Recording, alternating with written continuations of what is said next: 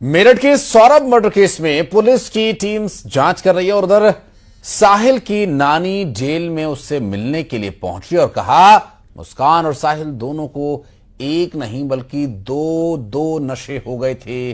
देखिए ये रिपोर्ट।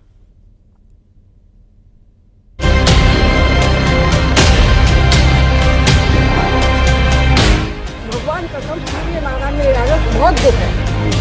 मेरठ के चर्चित सौरभ हत्याकांड के आरोपी साहिल से पहली बार जेल में उसकी नानी ने मुलाकात की। साहिल के लिए नमकीन और कपड़े लेकर पहुंची नानी ने सौरभ की मौत पर दुख जताते हुए कहा कि घटना बेहद दर्दनाक है। भगवान कसम सूर्य नारायण मेरा बहुत दुख है। नानी ने कहा कि दोनों को दो नशे हो गए हैं। नशे के आदी तो दोनों ही हैं। दूसरी ओर आदमी को औरत का नशा और औरत को आदमी का नशा भी हो गया है। अरे मैं कह रही हूँ, मुझे अब तुम्हें यकीन नहीं आ रहा।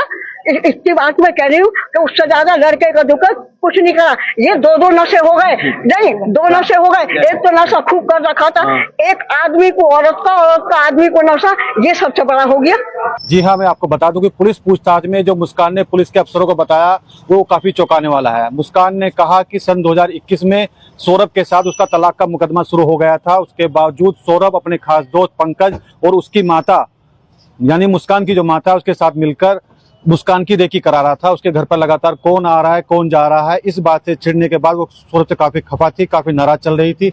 और नवंबर 2024 में उसने सौरभ को निपटाने का पूरा प्लान साहिल के साथ तैयार कर लिया था, जिसके लिए ड्रम, दवाइयां सब कुछ तैयार कर ली थी। घटना से कुछ घंटे पहले सौरभ का जो खास दोस्त है वो सौरभ के साथ उसके घर पर गया खाना देने के बाद और खाना देने के बाद सौरभ और मुस्कान की काफी हाथापाई हुई, लड़ाई हुई, झगड़ा हुआ। साहिल के नानी ने नियम के मुताबिक मुलाकात की पर्ची लगाई थी। जेल मैनुअल के तहत परिजनों को मिलने की अनुमति होती है और नानी भी इसी श्रेणी में आती है, इसीलिए उन्हें मिलने दिया गया। साहिल को जेल के भीतर अभी तक किसी काम में नहीं लगाया गया है। 10 दिन पूरे होने के बाद ही उसे जेल के किसी काम में शामिल किया जाएगा।